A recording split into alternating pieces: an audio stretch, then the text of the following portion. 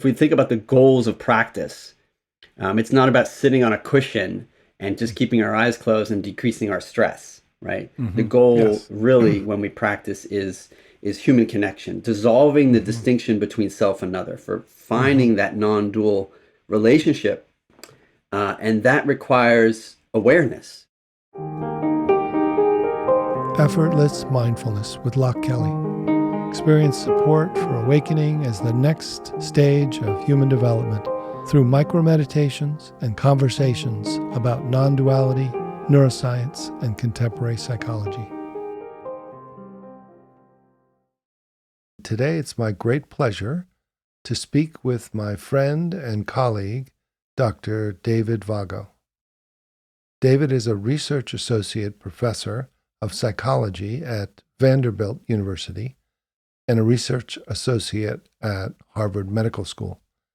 David's also a founding member of the International Society for Contemplative Research. He has also been a fellow at the Mind and Life Institute, where he just returned from India, having met with the Dalai Lama, who has a passionate interest in this field of meditation and science. In this podcast, David and I enjoy a deep dialogue around the neuroscience of meditation and recent research on accessing non-dual awake awareness. At the end of the podcast, I will offer a short mindful glimpse called Effortless Focus. I hope you'll enjoy. So, welcome everyone. It's my great pleasure to have a friend and colleague, David Vago, here today to dive deeply into neuroscience and meditation and awakening. Hey, David. Hey, Locke. Really good to be here with you today. So, we have a lot of friends in common, colleagues, and we cross paths. And, after COVID, it's nice to be able to begin to connect again, even if we start with this dialogue. But I hope to see you soon as well. So, would Yeah. love to hear. I know you're just back. When I emailed you, you said you were off to Dharamsala. So I'm sure, Yes. I'm sure I would love to hear a little about that adventure Hmm. and what happened when you were there. Yeah, sure. Happy to share. I was actually just looking back at our my history of emails with you. I'm trying to recall when the last time we worked together. And well, I do remember fondly back, it was 2012 actually, that there was a great group of researchers who were meeting at NYU, and talking about the science of meditation. And you were just starting to write your book, uh, Shift into Freedom, right? Mm-hmm. Yeah. That was your first book, um, on Dzogchen teachings, and Mm-hmm. you were really immersed into the science. Really wanted to make sure that the science was incorporated into the way you thought about your teaching. So it was really nice to just revisit that briefly. Um, so just great to be with you again in another format where we can dive deep into the science of meditation. So I've been associated with the Mind and Life Institute for many years, probably since 2005. And, they are responsible for nurturing these dialogues between Eastern and Western scholars, scientists, and really trying to bridge the gap between the epistemologies that come from the Buddhist science and Western science. So whether it's neuroscience or clinical science or even anthropology, there's this sort of interdisciplinary or multidisciplinary integration that's happening with Buddhist science in these dialogues. And they've been so critical to moving the field of contemplative science and science of mind, of integrative health, forward into a more mainstream uh, models that are going to better understand what consciousness is and how we treat people in psychiatric settings. So there's a lot of impact that these meetings have had on society, really, from my perspective. And this is the 35th anniversary of doing these dialogues with His Holiness the Dalai Lama. It may be one of the last, if not the last. Mm-hmm. He's now 87 years old. He's getting up there in age. We had less time with him. He used to have 4 days all day just talking, dialogue, with the scholars and scientists. And now it was down to 2 hours for 2 days, where we were able to share with him some findings and then hear his reflections. And if anything, the one message that sort of comes out really strong is the same one he's basically been saying for many years, but he was honing in on this one message, which was that there are 8 billion people on this planet. And at the most basic, most fundamental level, we are all the same. As you look at it from contemplative, direct experience, when we look at it from our dualistic mind, the first thing we see is difference. Different culture, different language, different. But as you drop into first level of non-judgmental mindfulness, and then into nature of mind or bodhicitta, you have that almost seeing through the eyes of the heart mind. And I guess in Sanskrit in India, that saying namaste means, I recognize that in you, which is the same in me at the deepest level. And in some ways, that I think what he's saying. If we can drop in to this view and use contemplative science to support that, we'll see differently than our conceptual mind that is looking for difference and compare and contrast and compare and despair. Yeah, so it's beautiful. Yeah, there's a powerful part of our human nature to do the social comparison that we do, right? I mean, that is just fundamental to being human. And there's evolutionary sort of implications of why we always tend to contrast or make these contrasts, because it highlights the differences that we have. But when we talk about the sameness, what we can probably expand upon that, especially in the Dzogchen context. Like, what is sameness, and how do we not only explain it, how do we measure it, and how do we cultivate it in a way that we still have a self, right? That's individual, Yeah. but recognize the level of non-duality between us, Right. To find that human connection that's so important. Yeah, and certainly that's that difference. That's kind of why they use the word non-dual. Some people say non-dual is oneness, and I usually think, I bet they have a bunch of words for oneness in Sanskrit that they would have used if they meant oneness. But it means the simultaneously, or both and, or in Buddhism they say the two truths, the ultimate level of reality and the relative level, are not two. That this, pure awareness and this aliveness are seem different, but when there's an interdependence, when there's an experience of interdependence, that that what's called emptiness or interdependence is really just means that there are not separate things, that everything is interdependent. And in that way, we're not only the same as unique individuals, but we're connected. We're dependent on each other. And certainly you can see that then as you go into biology and, looking at the earth and everything else, right?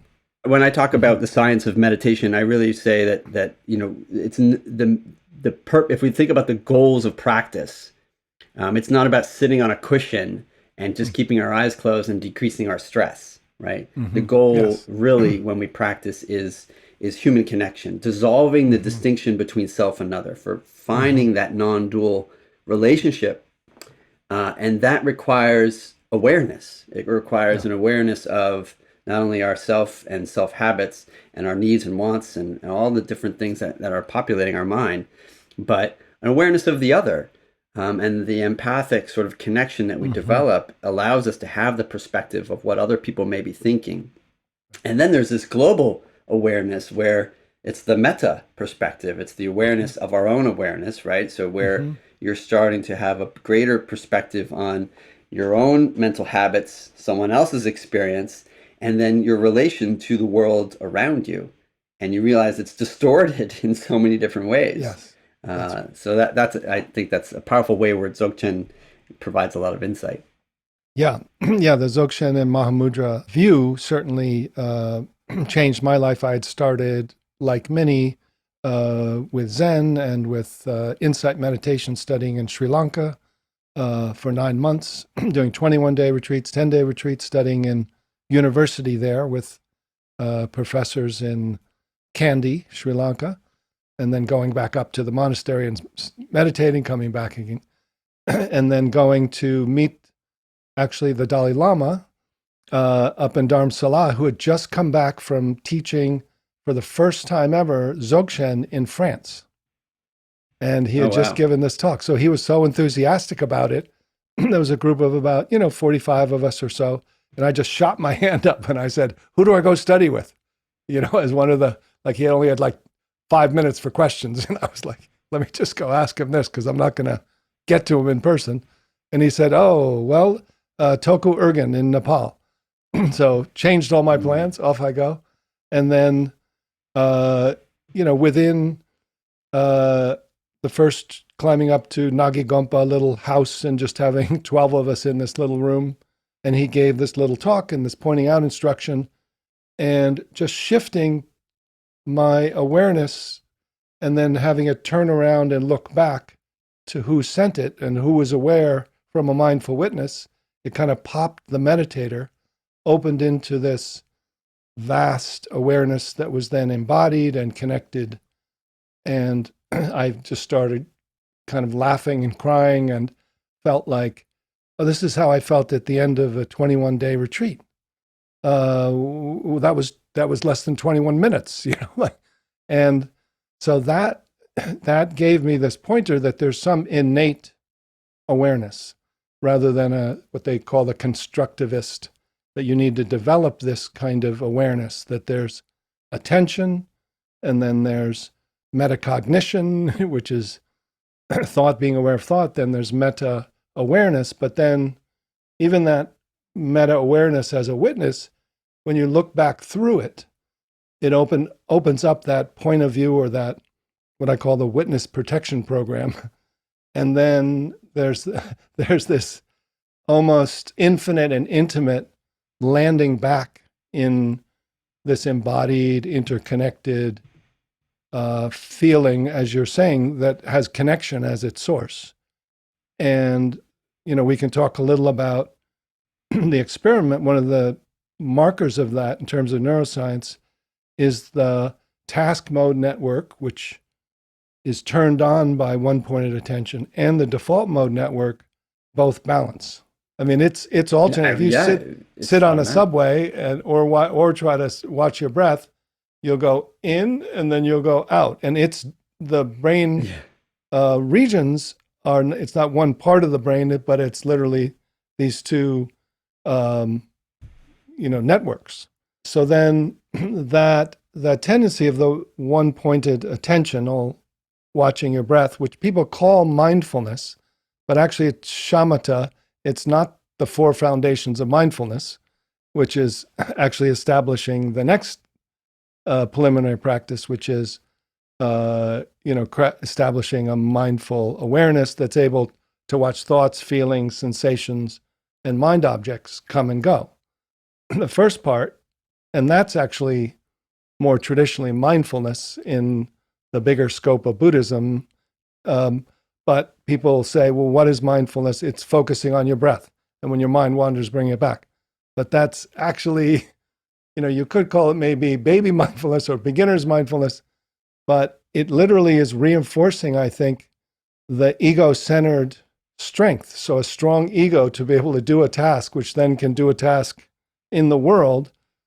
And it can be such a difference when people go on a 5-day retreat and then are asked, okay, watch your breath. Now notice where you're focusing on.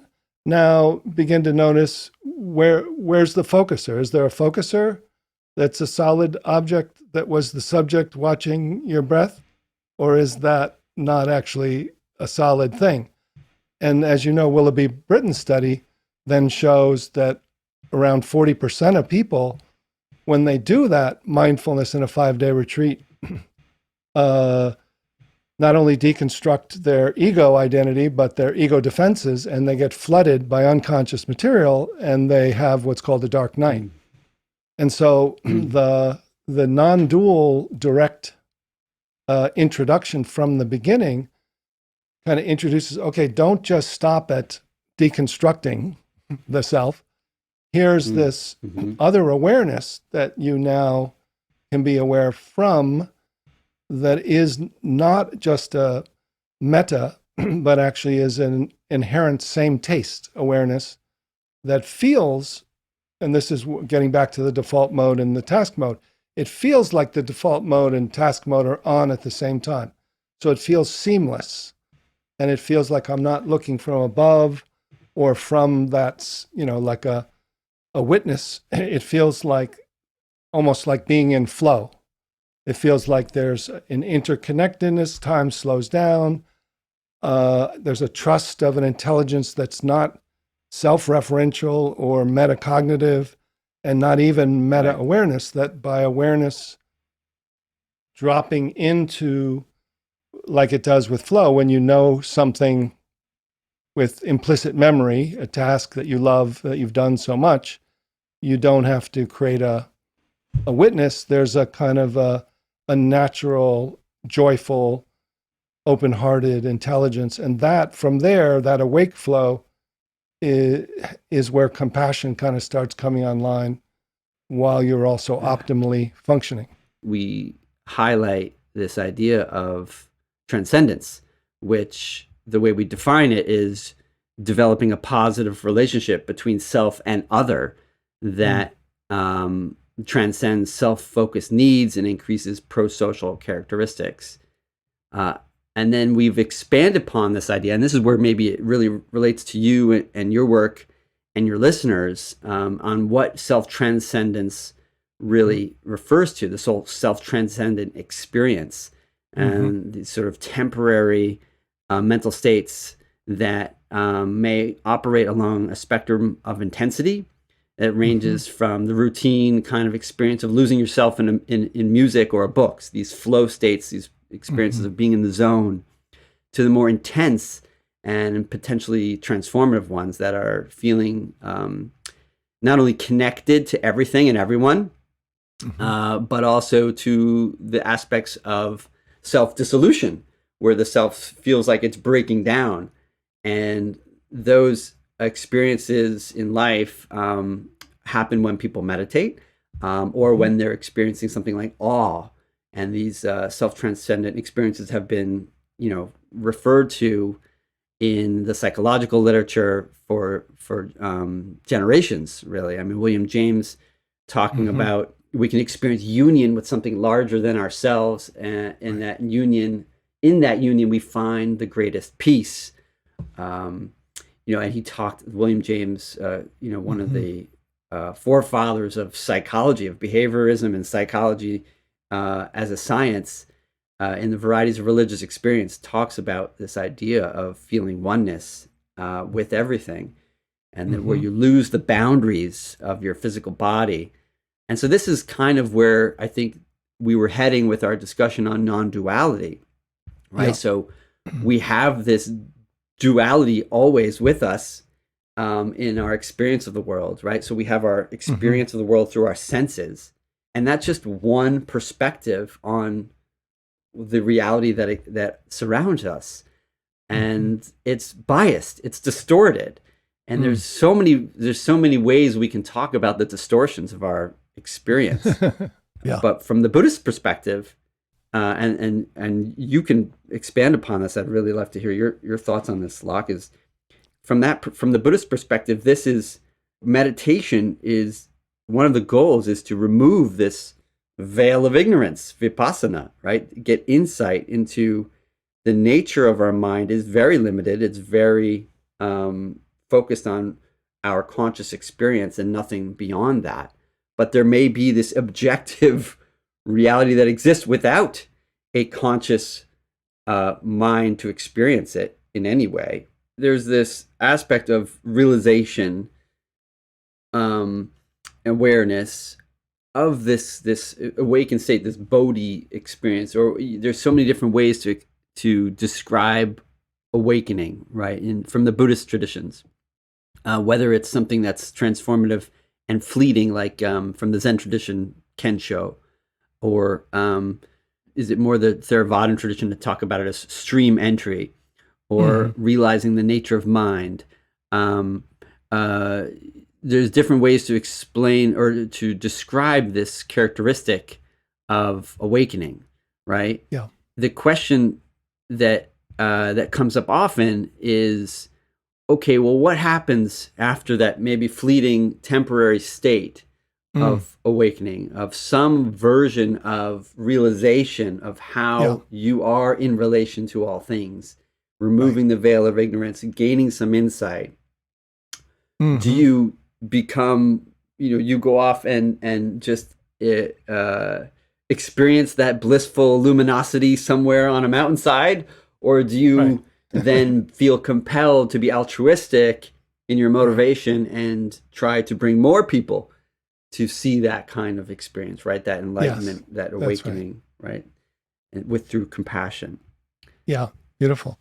So, one interesting, so it is that, the thing that hasn't been really mapped or even that well described is, when you get to, Tibetan Buddhism, especially the direct path traditions of Mahamudra, Dzogchen, they have this type of awareness called Rigpa, which is non-conceptual awareness that is then first described as awareness of awareness itself, so not being conscious of being aware, which is what you call meta-awareness.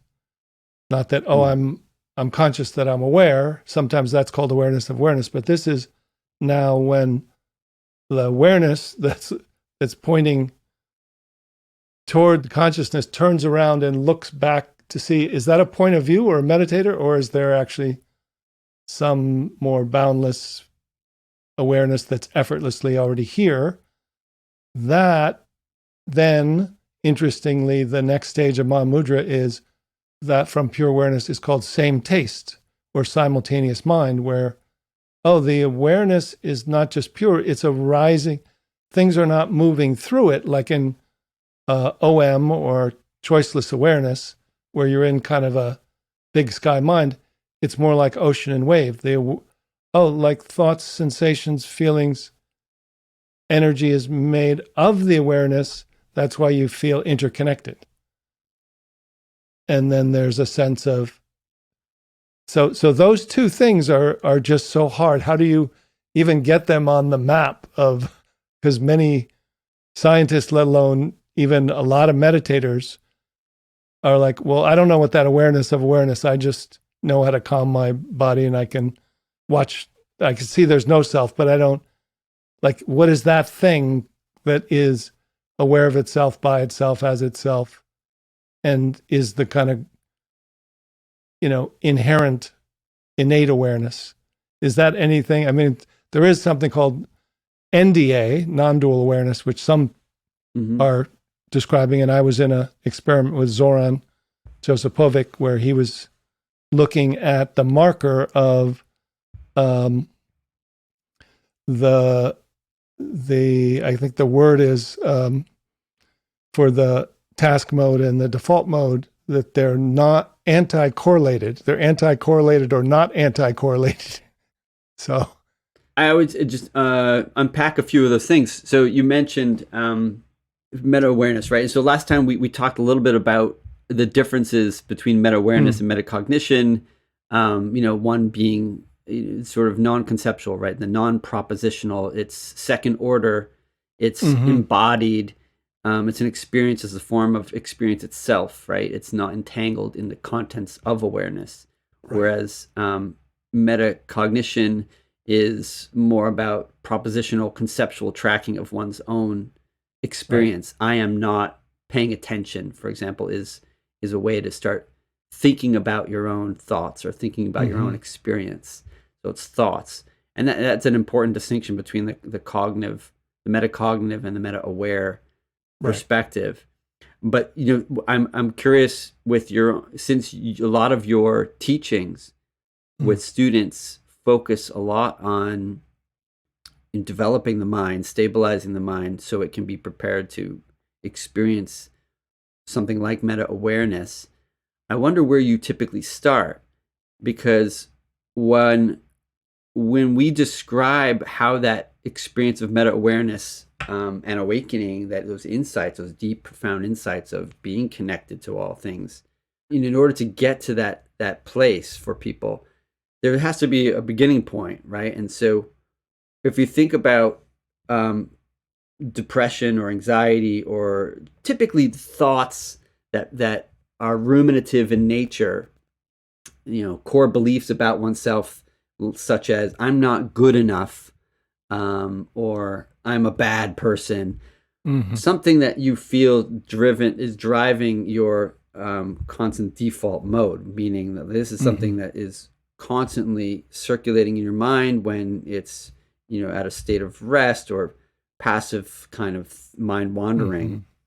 So if you have this thought, I'm not good enough, there is this reified sense of self that I am Mm-hmm. just not a good enough person. I'm not Mm-hmm. qualified to do many things, right? That thought becomes part of your identity.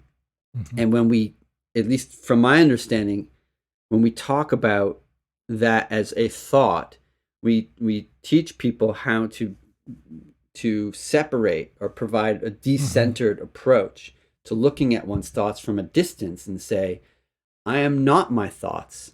I am having the thought Mm-hmm. that I am not good enough. So there's your metacognition.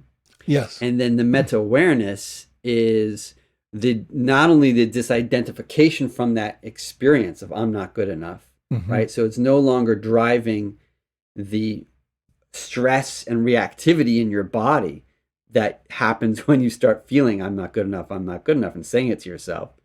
It's together that reduce reactivity to the thought content, right?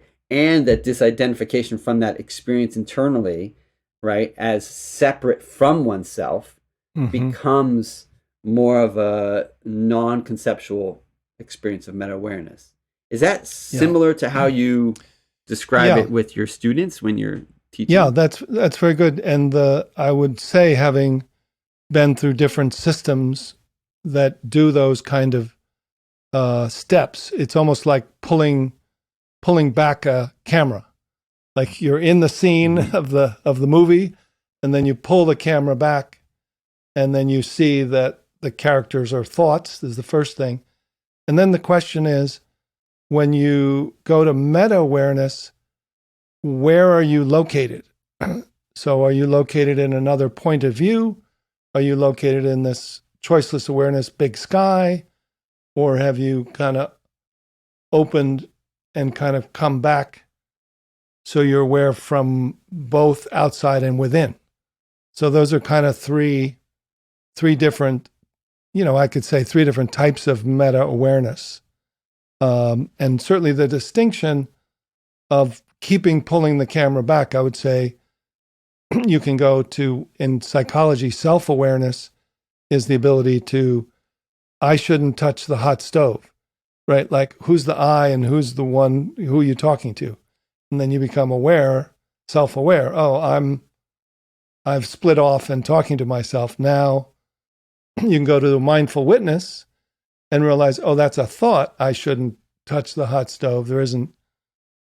And then meta awareness could then pull back to a kind of choiceless awareness or big sky awareness where things are moving through it. And then I think there's another one, which is to realize, oh, that awareness isn't just a, a kind of camera, look back, who's behind the camera? Oh, there's nobody behind the camera. So then it just kind of opens and then comes back, so there's this, there's a kind of centerlessness everywhere, nowhere, and here. And that's where it starts feeling interconnected in a way that is, starting to talk about this rigpa rather than just forms of attention. Yes. This is the critical distinction, right? So we start with this problem of having thoughts that fuel our anxieties and fears. There's this decentered perspective, and in fact, the decentering scale that we use in psychology to measure that critical therapeutic mechanism of insight. Because when we're tangled up into our own thoughts, and those thoughts reify to produce our self-identity. I'm not good enough. I'm a bad person. I'm an angry person. Once we create our self-identity with those thoughts, we can measure that shift through in a therapeutic context. And that's usually where it starts, this insight. And it's only the beginning, because you have to get to this point of being able to actually see that you're not your thoughts, right? That you're consciously aware of your body as a whole, that you're seeing things from a wider perspective, that you accept you as you are without those thoughts necessarily. You notice that you don't take challenges or difficulties or people who say things personally such that it affects your own identity, that you have this this core that is not your beliefs or not your thoughts. You can separate yourself from those thoughts. Yes. Once you're able to do that, then that's where you start loosening up the at least the characteristics of our self-identity to move beyond the self, like Dogen was saying. Yes. Right? And then you can start moving into how you relate to others. Yeah. And so, just to add another layer from, we're doing meditation and neuroscience, but we're also doing meditation and psychology. So a lot of what I notice is, most of meditation research is about Theravada, Vipassana, insight meditation, and not much yet, but also the psychological system that's often related is almost, cognitive behavioral, like Beck and cognitive, most mindfulness-based psychotherapy is just a cognitive movement of that. But now there's a lot of what are called, subpersonalities or parts-based psychology. I work with, that's where I come from, that school. So the move would be the same first move of, okay, there's this thought, feeling, sensation pattern that's saying, I'm not good enough. You pull back. Now you can see its thoughts, but then now you can see, oh, it's not just a thought. It's a mind object. It's a mind state. It has, it's, as, in the trauma research, like Bessel van der Kolk talks about, the body keeps the score. It's kind of trapped in a time warp in your body that was when it was formed. And if you treat it as a thought, you can kind of zap it away, but it's most people it will come back. But if you treat it like it's a part of you that has a worldview, thought, feeling, sensation, and you start to relate to it the way it thinks it is, but not as you, it thinks it's all of you. But when you make the first mindful move, you're able to see, oh, it's thoughts and it's not me, it's part of me. Now can I, listen to it, be with it, unburden it from its belief that it's still back in childhood, it still has, that its formation is, so you start to almost do a next level of healing of that part so that it relaxes and becomes part of you that is still young, but not so burdened and not having to hide in the shadow and then come up when it's triggered. Yeah, and that's when you start to see the real shift for meditators. And if we want to, move into the neuroscience that supports this, Yeah. you what you typically see in a meditator is, well, let's just back up here. If you look at brain network dynamics as supporting Hmm. meta awareness, we want to start with just what does the brain look like during a passive resting state when you're asked to do Right. nothing and just let your mind freely wander. There is a type of analysis that neuroscientists do called independent component analysis, and that analytic techniques allows us to identify at least 10 different brain networks. And that's, we parse the brain into about 264 Mm. anatomical regions, and this is done first by Corbinian Brodmann, who was an anatomist who really parsed the brain into these function, or really just these anatomically different brain regions that had delineations that were different in terms of how the cellular structure aligned. So he's Mm. able to make these different regional specificity through just anatomical analyses. Hmm. And then through neuroimaging, we've taken those um, loosely based anatomical distinctions and created uh, different, basically just independent anatomical regions that are now part of a standard map that we use in neuroimaging to look at how these different regions communicate with each other. And when we look at those 264 anatomical regions through a passive resting state, we're able to identify at least 10 different networks. And those networks all reflect very specific functions that show that those regions are active together temporally, and that they reflect very specific functions. So, language, attention, executive functioning, salience, sensory motor activity, um, or mind wandering, really. When you're mind wandering or in this sort of evaluative, self reflective state, the one network that comes up out of the 10 is called the default mode network. It's very active during that passive mind wandering state, mostly because, as you mentioned before, with your experiment with Zoran Josipovich, they were very interested in that mind wandering state and how active it is in meditators. And him, as well as others, for example, Judd Brewer, have also seen that brain network is less active in meditators, meaning that there's just less time spent in that network evaluating the world and focusing on self-reflection or autobiographical self related activity. And that doesn't mean that meditators shut off that network completely. It just means that there's not as much emphasis on that kind of activity in a meditative mind. And what we if you really start to get into the granularity of these how these networks interact, you start to see how there's actually more coordination happening, more flexible switching between networks in meditators' brains. And so when you look at, for example, there's one network called the frontal parietal network, which is associated with more higher order attention, prospective memory, meaning setting an intention to do something in the future, like I'm going to go take out the trash later and walk the dog, and then I'm going to put that into the background, have our conversation, and then remember to do it later.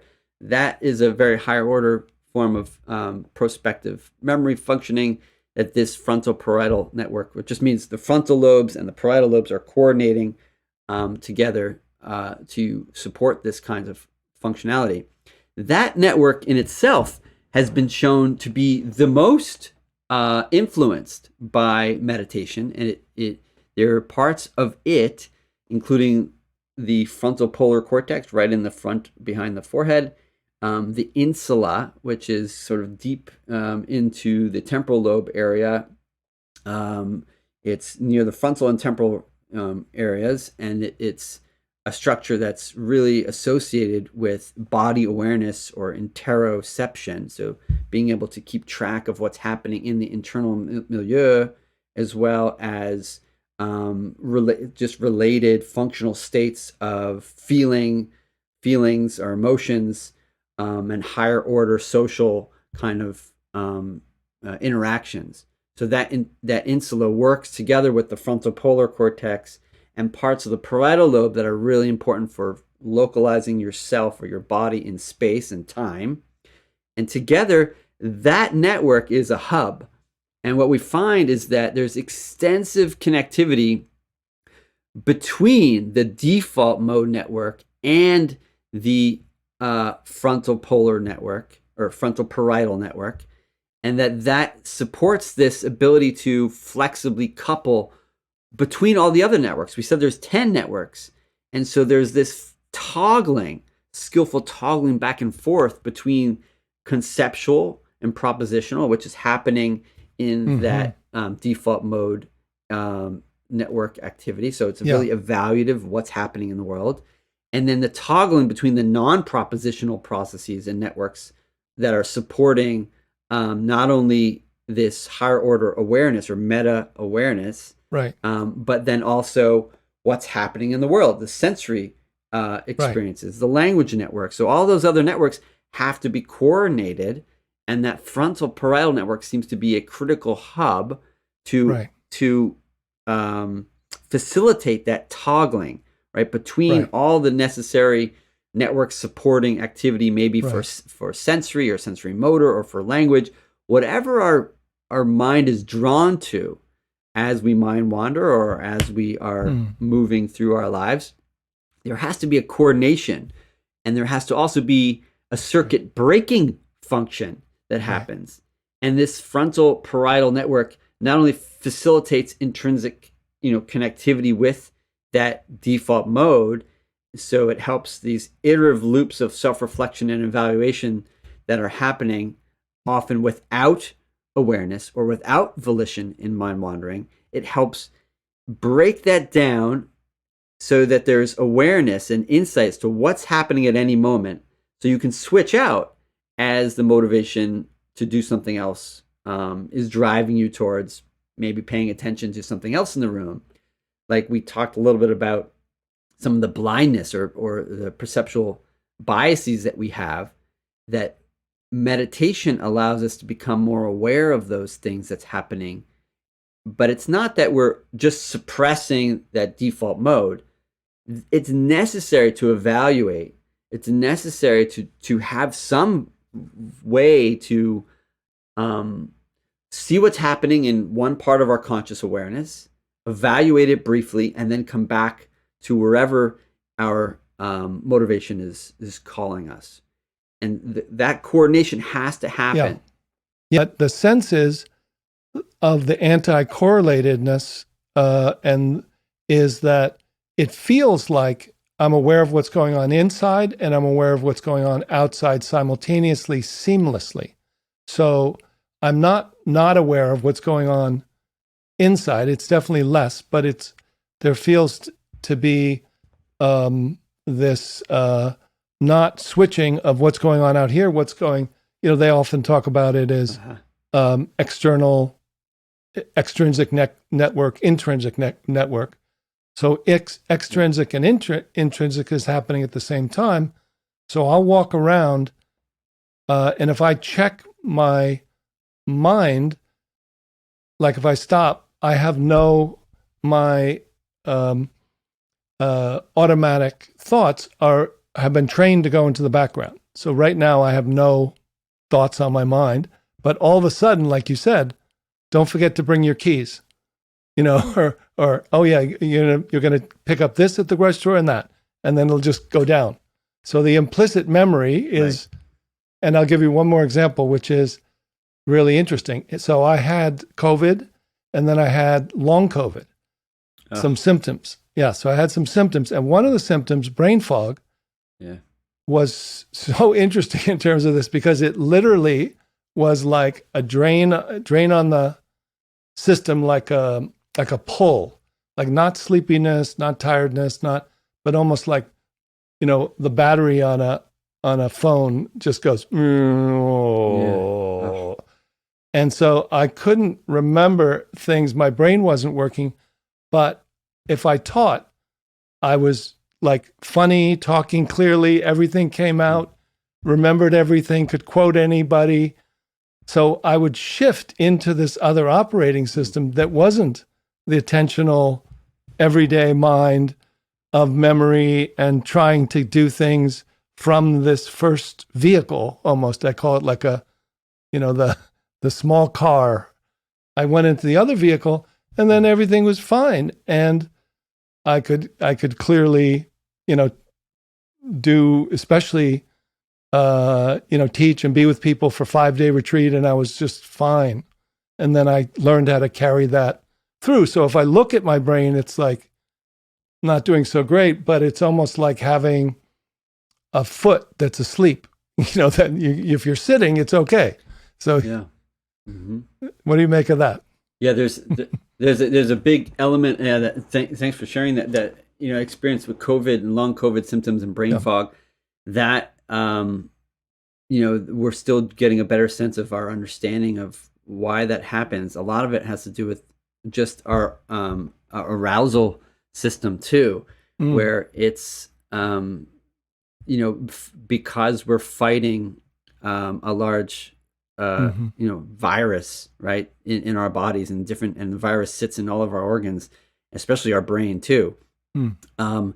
There's an energy depletion. It consumes a lot of energy to deploy your immune response, and so that's what where that energy has to come from somewhere. That energy, and you only have so much energy, right? You Right. have your brain is 2% of your body weight, but consumes 20% of your brain's energy. Right. So it requires a lot of energy to do the work it does, and the immune system certainly, when it is on and engaged and fighting bacteria or a virus, it's going to consume a lot of that body's Mm. energy, and that's going to you're going to feel it in your cognitive capacity, Yeah. right? So that's a whole nother Yeah. podcast probably to talk about how we deal Yeah. with That's that. right. But the meditation part of that, where the fact that like you can drop into that state of discursive mind wandering, where you have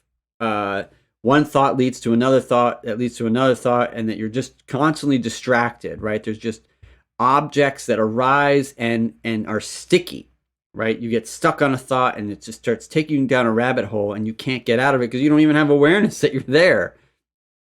That's our typical experience. And the subtle difference that we see in, say, mind wandering versus an open monitoring type of style of meditation is this awareness piece, right? It's like the awareness and a level of control such that during an open monitoring meditation, there is sustained attention. So you're focusing on any object that arises in your mind, and you're allowing it to arise and pass. And this arising and passing, of course, is part of the Theravadan tradition, one of these sort of stages of insight.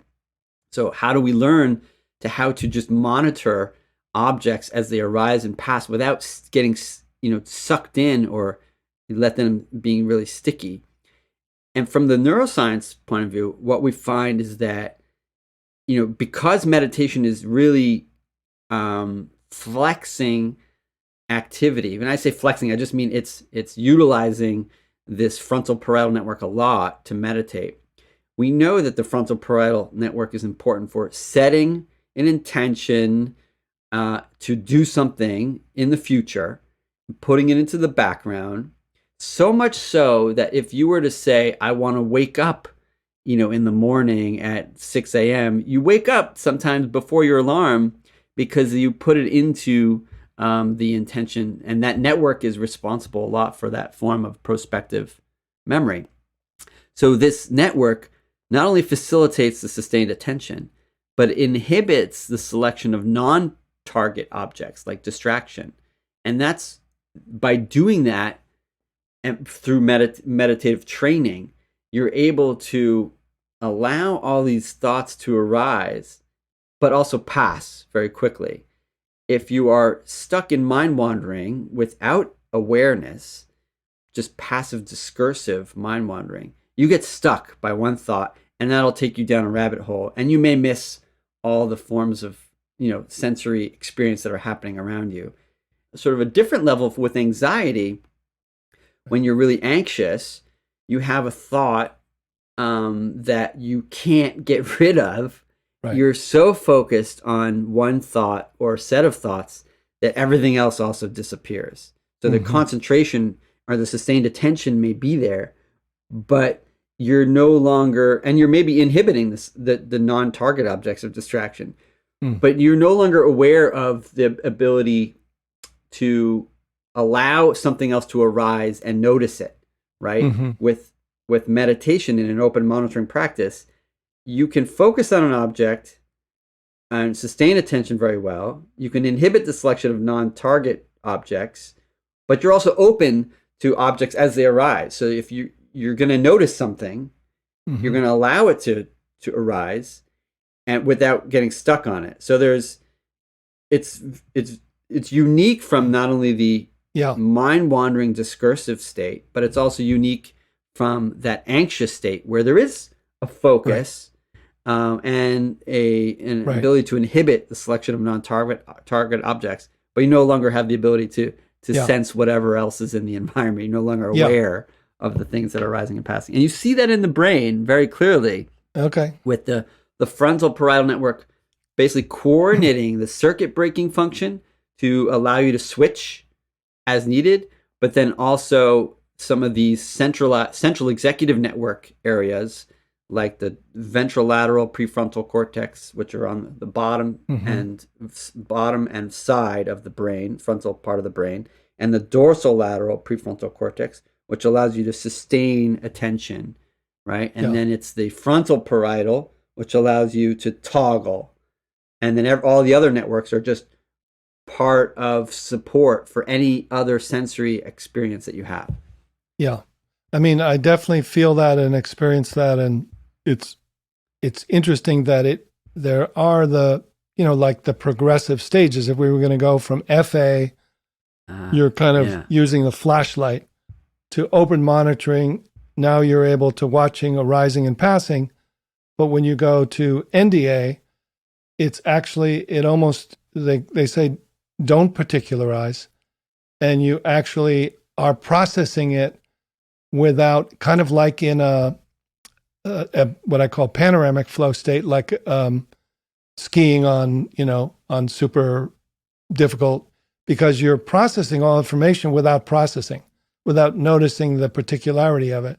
So it feels like there's another system, and they say it's like all at onceness, that there's a sense of everything being managed on its own, and it's not as if the seeing of it particularly is the higher form. This is the next level of allowing that all to be processed by an intelligence that doesn't need to know all the particularity and is making the discriminating decisions about which information needs to be watched or not.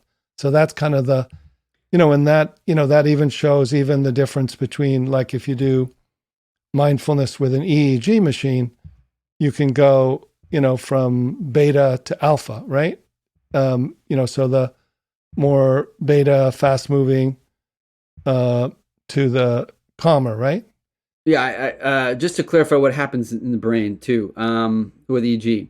So we talked a little bit about brain networks, right? So we said there's 10 networks. The default mode network is one, frontal parietal network is another, and their central executive network is another. And these networks are coordinated through meditative practice, moving from conceptual metacognitive to the non-conceptual meta-awareness, and that you see those changes. You can see those changes in the brain of meditators, in the sense that those networks are, I think it's pretty clear how those network dynamics function with each other, and the frontal parietal network is really important for flexible switching. from an EEG perspective is what happens, in terms of brain activity. And EEG, really, electroencephalography, really just helps you look at populations of neural activity in time. So it's very good temporal resolution, doesn't have as good spatial resolution. It's hard to locate where that activity is coming from, but you can see when it's happening much better with EEG. Whereas fMRI, you can see it much better spatial resolution where it's happening, but time is very bad. Very bad at seeing when things happen. So with EEG, when you just close your eyes and just start to relax, you move from that beta state, which is what you mentioned, which is really fast mixed amplitude activity, to a slower 8 to 12 hertz alpha activity. And alpha is really about just relaxed wakefulness. You see that kind of brain activity when you're in relaxed wakefulness. Now, as you move into more meditative states, where there's more concentration and stable attention and awareness, then you move into a little bit lower frequency, higher amplitude alpha, which is about 7 to 9 hertz, 7 to 10 hertz. Between that range, you'll start to see high amplitude alpha, but at the lower spectrum of alpha, 7 to 10. And that's when you start to see focused concentration. And that's been shown very clearly in various traditions. As you move into more concentrated, sort of deeper stages of awareness and attention, you move into theta. Now, theta is about 4 to 8 hertz. So 8 hertz being like the sweet spot, really, for theta. And that state is much more about these flow states where you're really sort of in the zone, right? You're less distractible. So anything that's really embodied and in this kind of zone or flow state would be, you can probably see the brain activity is in that sort of theta level, right? And then as you continue, and it's really in the midline structures of the brain where you see that focus. So meaning you're much more in the central parts of the brain, and the idea is that it's coming from mostly frontal and midline, that it's coming from this monitoring network or salience network. So your dorsal anterior cingulate and parts of your frontal polar cortex are critically involved in stabilizing that attention. And that's where you'll see frontal midline theta. So frontal midline theta and alpha are the two main brain correlates of EEG that you see in meditation. Yeah. And there's plenty of studies now that even correlate the frontal midline theta activity with clinical outcomes in meditation training intervention. Now, gamma gets a little bit more complicated, and I even had a conversation with Wolf Singer about this when I was in Dharamsala not too long ago. And so the gamma is a little bit harder to understand because gamma band is like 60, is usually above maybe 30 to 90 hertz, right? It's really higher frequency type of activity in the brain. And it just really reflects much more coordinated activity across the entire brain. Usually it's associated with gamma between different brain regions. You'll often see synchrony there in the gamma spectrum when there's a coherent kind of image that comes together, or like a gestalt of a concept that comes together, an aha moment. You'll see a little bit more gamma. It's harder to measure because you often, not only is there a 60 hertz filter that you have to be worried about because it's noise, but there's also noise that you get when you measure it in the frontal lobes, because you often see changes in your facial musculature that interfere. But what there has been shown, and Richie Davidson's been one of the only labs to really show this, is that when you're in this non-dual, non-conceptual state of awareness, that they measured it in a non-referential compassion meditation, which is really just about wishing all sentient beings to be free of suffering, but in a very non-conceptual way. It's just a feeling of just it's a Right. very It's advanced. it's ultimate bodhicitta. It's not like loving kindness meditation that you actually go into the non-dual and then it's almost like it arises naturally and you just kind And of it's an important distinction. A yeah. lot of people don't realize that, but it's very Yeah. non-conceptual. Yeah. Then you see an intense change in gamma band Yeah. activity, and it matches with the phenomenal experience of clarity, which is the Right. how well your contact with that state. If they Exactly. report that there is a stable, high level of phenomenal clarity with that state of awareness, there's more gamma. Yes. And Right. so that's important to keep in mind. And that hasn't been replicated as much as No. the frontal midline theta or the low frequency high amplitude alpha, but Yeah. it's certainly a correlate that we see with non-dual awareness. So I just wanted to Yeah. make sure that we throw that out there. Yeah, no, that was really helpful to hear that. I think that's one of the research projects I'm so fascinated with because it was able to show, I mean, it's just EEG. I wonder what would have been seen, if you did fMRI and been looking for certain things, but it certainly shows that there's stages beyond, that even these students who I know them, many of them are not like super long-term meditators. Some of them are just naturals. They just took to it and they're able to do it. And are you able to do it? Yes. Okay, check. Yeah. This, you got that? Yeah. Some of them were just, 1 to 3 year practitioners. And yet they're able to go to what Richie Davidson had said, that Mingyur Rinpoche was, the happiest man in the world because he had synchronized gamma, So, so this is pretty incredible to hopefully continue to look at these practices, as something that is learnable without becoming a monk. Yes, of course, everybody wants to be able to learn these skills, not just in a monastic setting.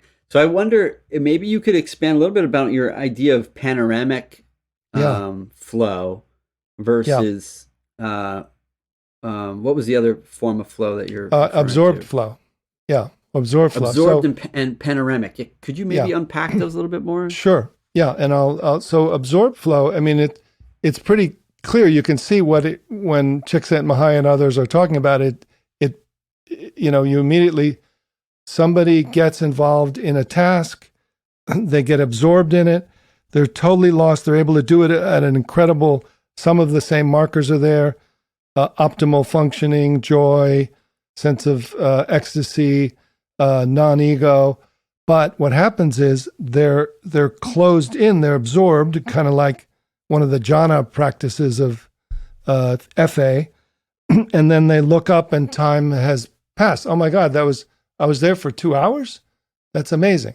So panoramic flow is, in terms of time and focus, is where it starts being different. So like a point guard on a basketball team is dribbling down. They know the time. They know that they see the crowd is there. They see all their players, the defense. They feel it, and time slows down. Now they're in the now.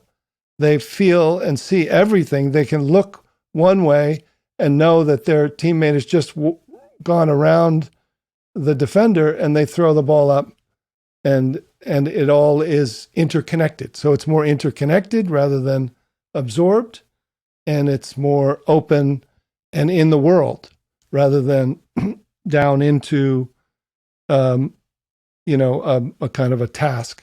So when you talk about absorbed, are you also, do you think about it as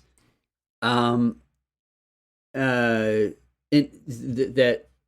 non-target objects, right? So distraction, anything that's in the environment that could be that could form a distraction, is inhibited, right? Is that when you're talking about absorption and stages of absorption? Even in jhana practice, we talk about absorption, right? So I think there has to be some clarification as to what we mean by, as we go deeper into absorption, there may be a better and better ability to inhibit distraction objects, distracted objects. So that's why it's a flow rather than just kind of like somebody on their phone going down the rabbit hole and just getting lost in the, TikTok or something, like, oh, 2 hours went by. I didn't realize. This is like, you literally are like a lot of scientists and, solving a problem. You're going into it and you enter the world. You just enter that world and you're solving it, and you probably have gamma going on, and you're just in it, and it's just like come out like, wow, I got it.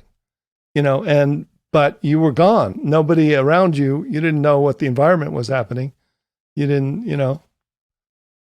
Well, this is where I feel like a lot of the literature gets confusing. Yeah. Because you might say, well, someone who is in that zone, that point guard is running down the court, and they're in that zone. Yeah. But they may not be aware of anything else that's happening around them, or at least be able to selectively pull from experiences that are coming from other aspects of their conscious experience. They're so in the zone, and this happened in someone who's a musician or someone who's a musician, an artist, good one. Right? And like a musician in an orchestra, or a jazz musician, or someone in an orchestra. Mm-hmm. So they kind of have to be aware of what's going on around them, right? And this is in contrast to, say, someone who's anxious, who that's right, is also very good at being highly focused, but on usually something that is like a thought or a feeling, without being able to draw from any other experience. Like they don't see, their blinders are on, such that they don't have awareness of much else. Not just anxious, but even fear-driven or anger-driven people, which is what I think a lot of the fuel is for successful people. They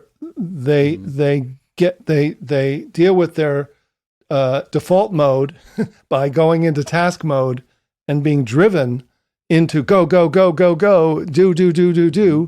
and that's how and then they go to sleep and they get up again, and that's their attempt to overdo the task mode, driven not in a flow, so they're not enjoying it, but they're,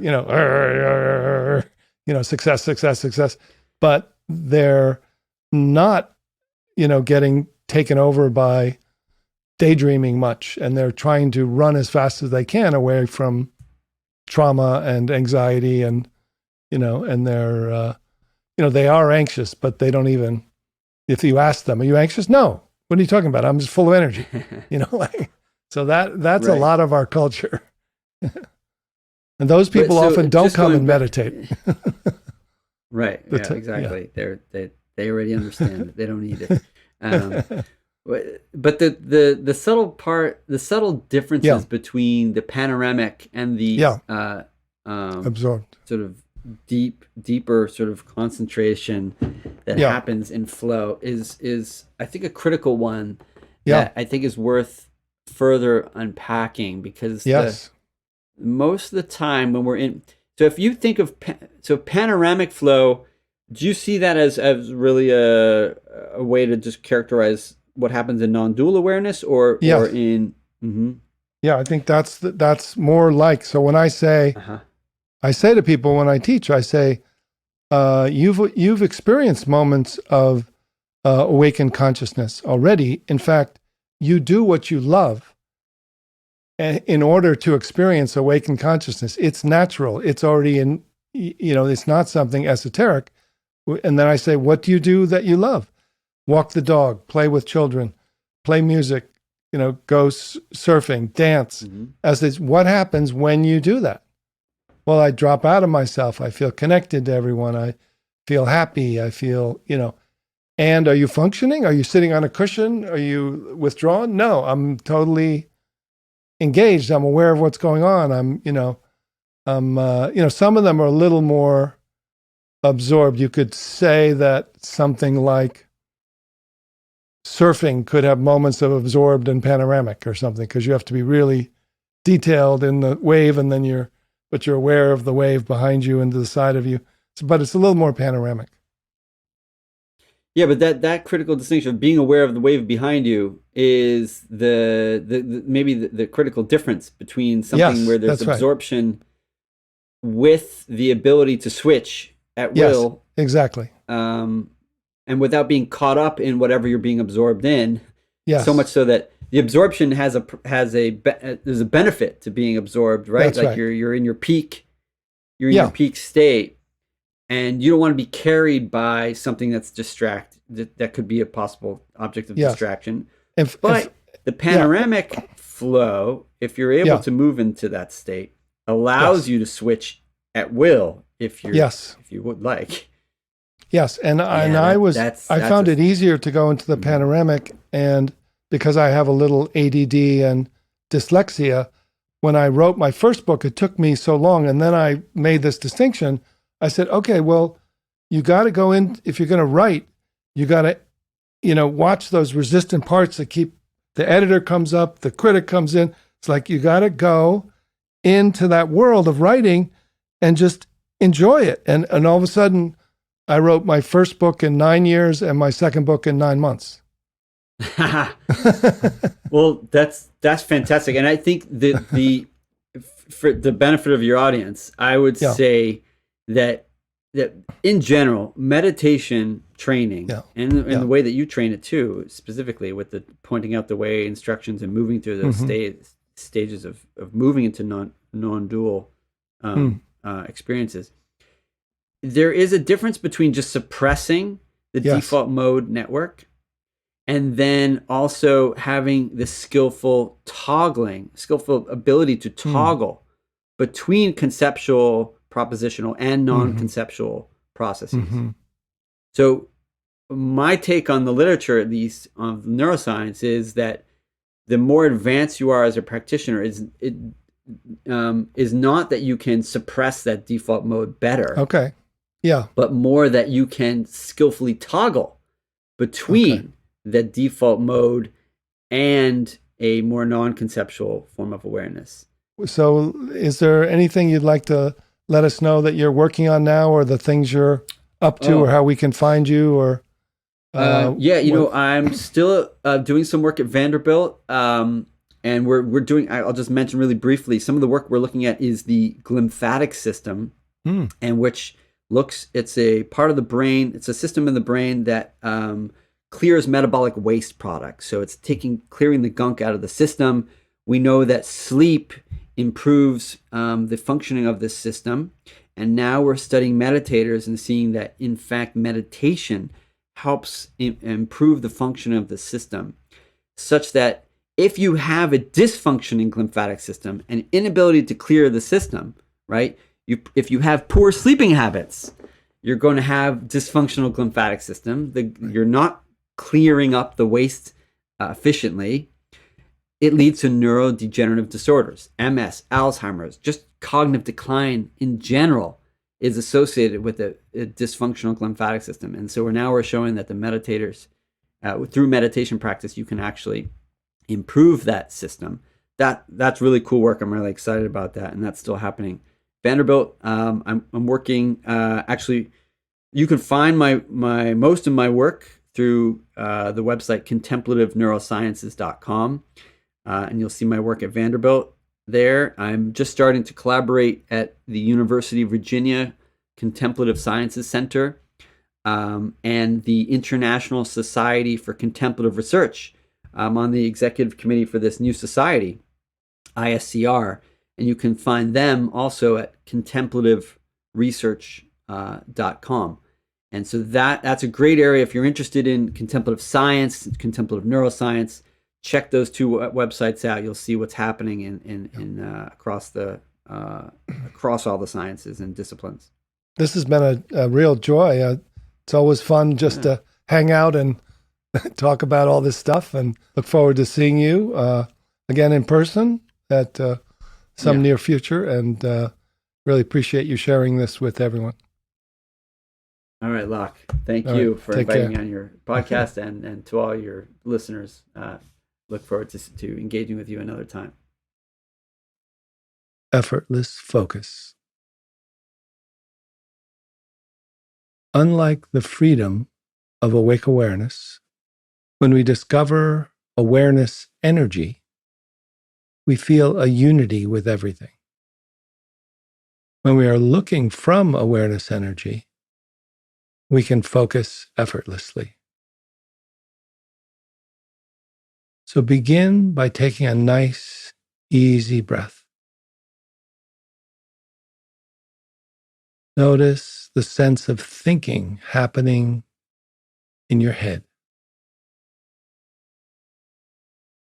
And have local awareness unhook from thinking and drop down to feel your jaw from within your jaw.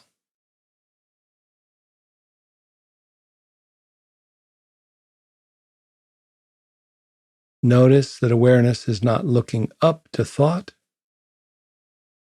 nor stretching attention down.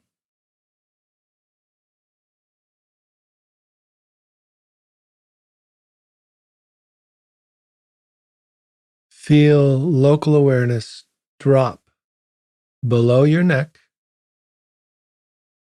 to an open space within your body where you're directly aware of space, vibration, and awareness. Now open awareness to the space in the room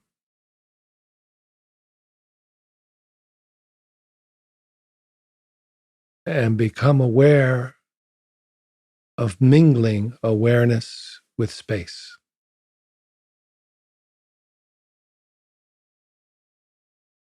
Feel a sense of open space that is silently aware.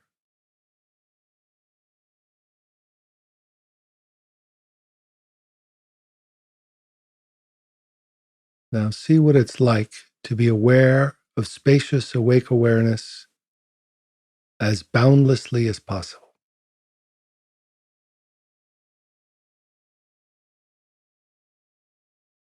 And notice that this boundless, timeless awareness is aware by itself without any help.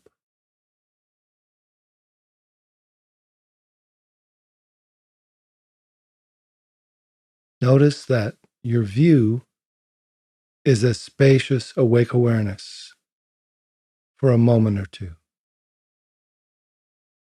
And feel that when you turn to be aware of anything, you are aware from a field of interconnected, all pervasive, intelligent awareness energy. Rather than looking from the sky of spacious awareness, notice the feeling of interconnection with sound, light, and energy on a subtle level. Feel as if everything that arises is made of awake awareness.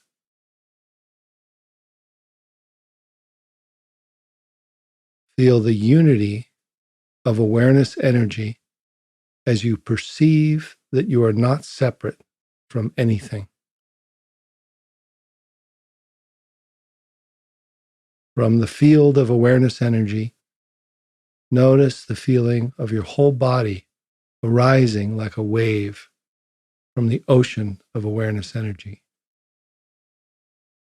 From here, become interested in one point of contact within your body where your breath is arising at your belly or your chest. Begin to focus on the sensation and movement of your breath in this small area. Once you feel your belly or chest begin to rise, label it 1. Then feel a natural pause at the top of the in-breath. Be aware of awareness energy from all around and within the pause before the out-breath. Then feel the point of contact on your skin as your breath goes out and label it 2. Feel the pause before the next in-breath and rest in the unity of embodied awareness energy. Your breath is happening by itself. Awareness energy is aware by itself without creating a point of view. Continue to focus effortlessly as you label each following breath in and out.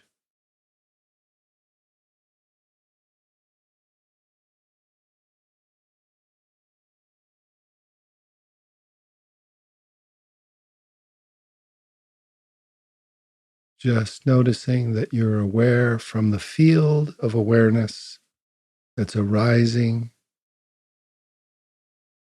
like an ocean of awareness connecting your breath and your body.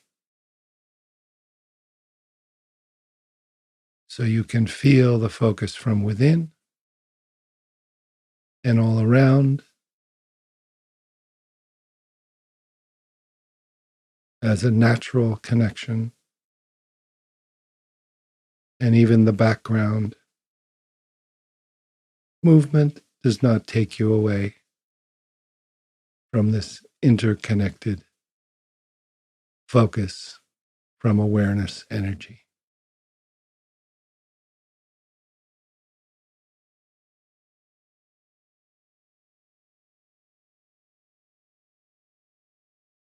Enjoy.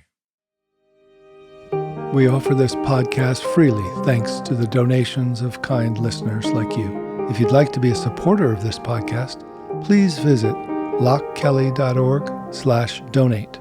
We are grateful for your tax-deductible donation.